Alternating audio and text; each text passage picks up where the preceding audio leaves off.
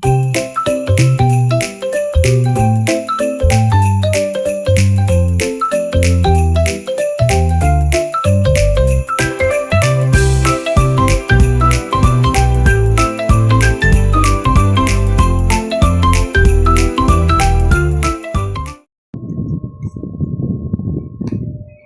morning, grade 5! Good morning, ma'am. Now, before anything else, let us pray first. Dear Lord, Amen. Now, settle down. Now, again, class, I want you to remember our classroom rules. Everybody read. Always be on time. Be attentive to teachers while teaching. Raise your hands if you want to say something. Okay, very good. Now, who's the absentee for today? There's no absentees for today. Very good. Do you want to play a game? Yes! I can hear you. Yes! Okay, our game is called Order Ko Gawa Mo. Now, I will divide the class into two groups. So, you are the first group, and then you are the second group. And I want you to choose one representative. Who's the representative of group 1? Jeanette. Who's the representative of group 2? Mika. So the representative will who will give the answer and press the bell. Okay? Yes. Okay, so here are the direction. Listen first. So, the teacher will flash customer's order on the screen. Using the given materials, the group will arrange the correct order. The group will write the ratio in column form, fraction form, and word form on the answer slip. The representative will submit the output on the front. The first group to finish with the correct answer wins. Do you get it? Are you ready? Yes! Okay, for your first customer. May I have pizza with 2 pepperoni and 4 cheese? Okay, go!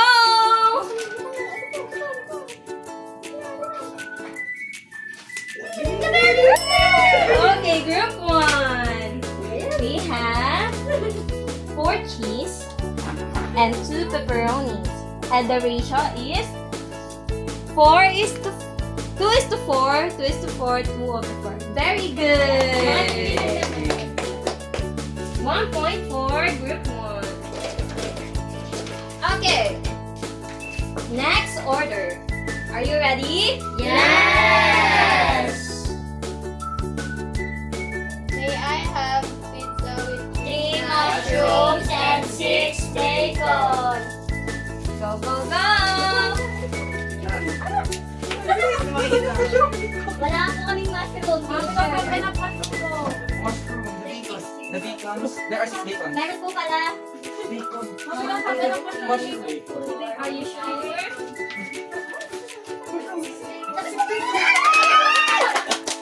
Press the bell! Press the bell! Okay. We have 3 mushroom and 6 bacons. 1, 2, 3, 4, 5, 6. And the ratio? 3 is to 6, 3 is to 6, 3 over 6. Very good! Yay! Class. Okay. Next order. I I want milky with 2 pearls and 1 ice, please. Go! Yay! Good one.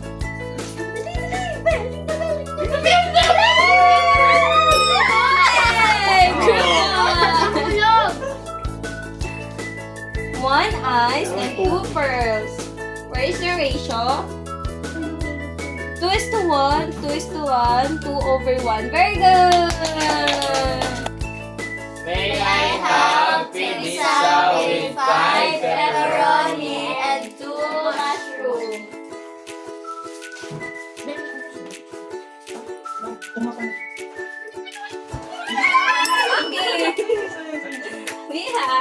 mushroom and 5 pepperonis.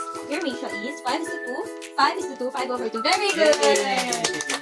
Okay, you guys are both have 2 points.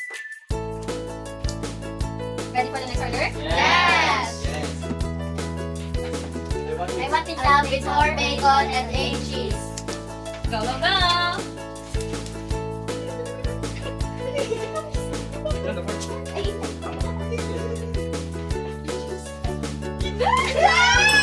Okay. We have 4 bacons. 1, 2, 3, 4. And each is 1, 2, 3, 4, 5, 6, 7, 8. Where's the ratio? 4 over 8. 4 is to 8. 4 is to 8. Very good! So, our winner is Group 1! Group 1. So, give a round of applause for Group 1. So, today, we have another activity called Street Ratio. I will present a mini store with different products, and you will observe the product and write the ratio in a word form, column form, and fraction form on your paper. So guys, please bring out your paper, and each group will have 1 minute to complete your task. Group 1, please observe the product.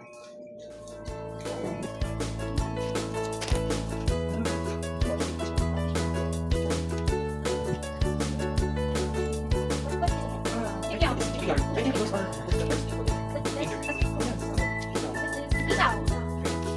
One, are you done? Yes. Yes, we're done. We're done already. So, group 2, you'll have 1 minute to observe our product. Please come and follow.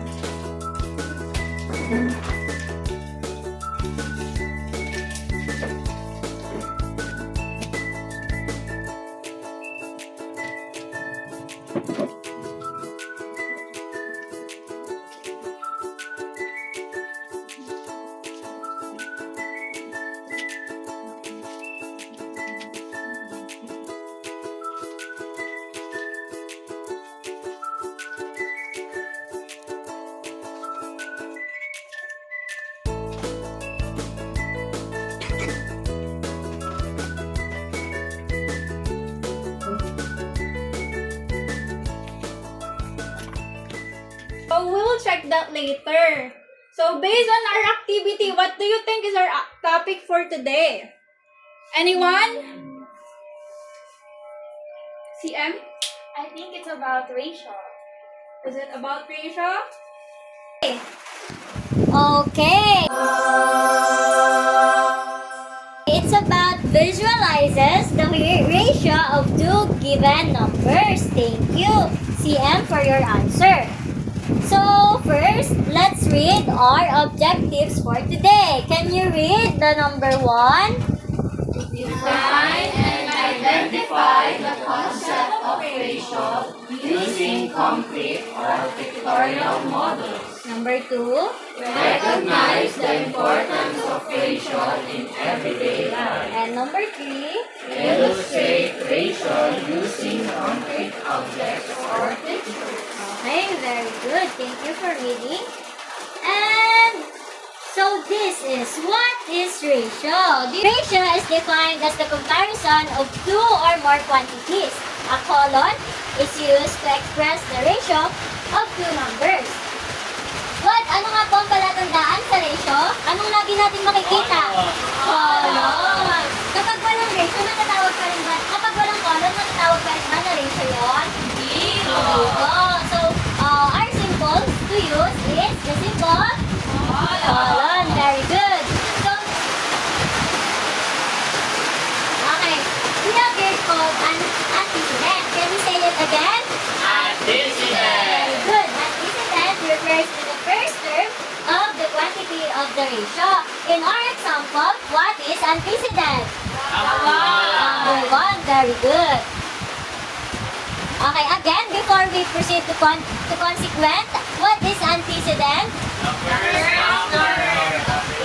Okay, the first number of a ratio. Very good. So now, let's proceed to the consequent. Can you say it again? Consequent. Consequent refers to the second quantity of the ratio. What is the consequent? The second quantity P of the ratio. Very good. In our example, what is the consequence? Okay? B. Very good. Thank you for your answer. Okay, and here, we can see here forms of ratio. Forms of ratio can be written in three forms. You can use colon, the two dots, or using words.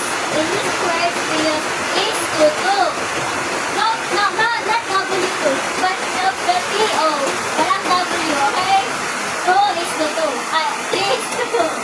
And then, using the from, okay, again, what are the three forms of ratio? Colon.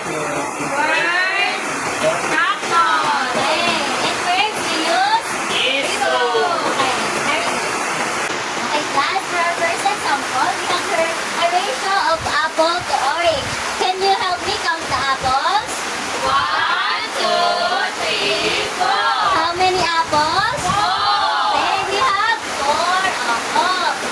And ratio of apples to orange. Now, help me count the orange. 1, 2, 3, 4, 5, 6, 7. How many orange? 7. Okay, so we have a ratio of 4 is to 7. Do you understand? Yes. Okay. And also, as we said earlier, we have three forms of ratio. The colon, the word, and the fraction. We also need to write it in three forms. The first form, again, we think. Let me rewrite it. 4 is to 7. Next is words. 4 is to 7. And the fraction. 4 over 7. Do you get it now, class? Yes. If you really get it, I have here another example. And can you help me answer this one? The ratio of orange to banana. Who wants to answer? Yes, Jay? Can you come here in front?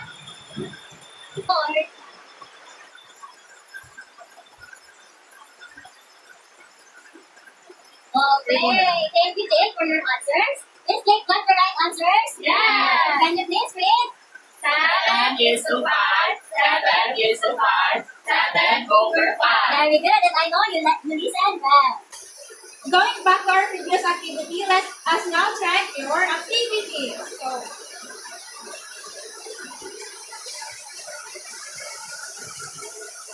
are you done checking? Yeah. Who got the perfect score? Wow. Okay, now let's move on to our group activity. I will group you into two groups and write a ratio of the following in three ways. Use pictures inside the box. Simplify your answer to its lowest term if possible. Now I will give you your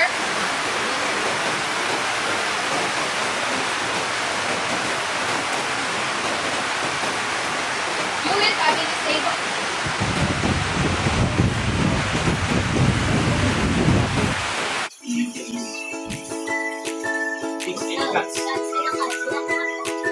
Anyone in the group can count? Can you?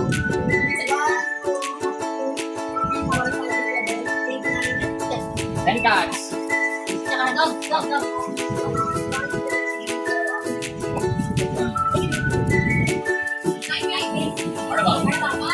3, 4, 5, 6, 7. Marble. We have chicken. Chicken is 1, 2, 3, 4, 5, 6, 7, 8, 9, 10, 11, 12, 13 chicken. Parang ganun na. Carnival. Marble is given. Ay, 7. 7 is to 1, 2, 3. 1, 2, 3. Tapos na po kami. Okay, group 1, can you please your work here? Front, come here, front. We are finished. We're gonna do that. One, two, 3, go. 1, 2, 3. 1, 2, 3. Ha. We are finished.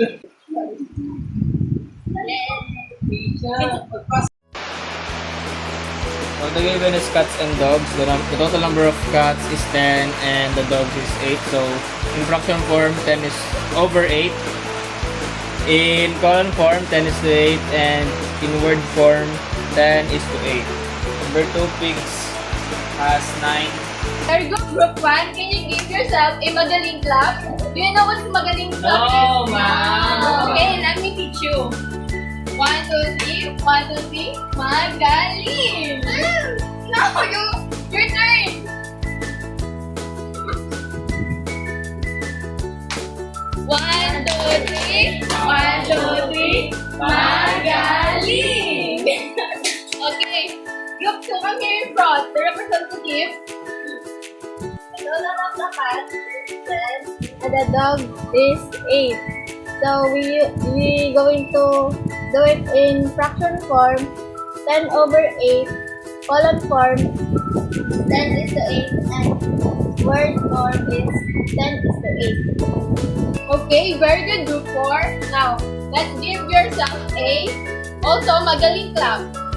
Guys, another magaling clap. Stand up.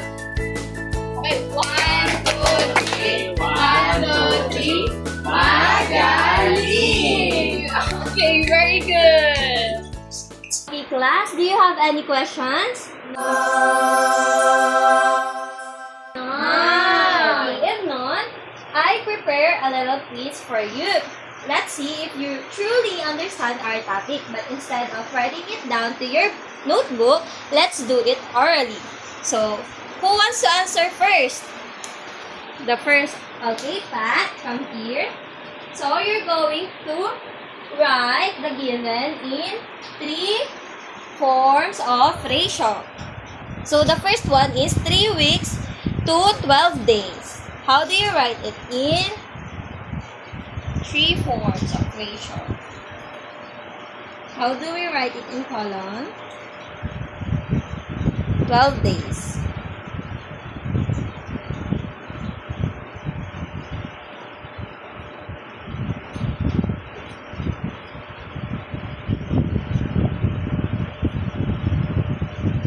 Okay, very good.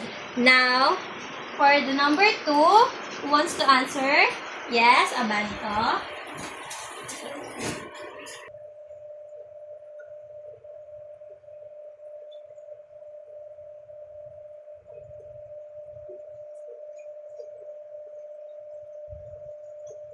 Okay, very good. For number 3, wants to answer?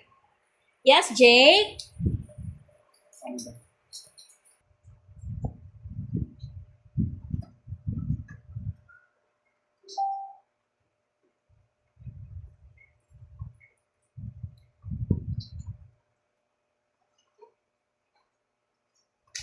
Again, what is ratio?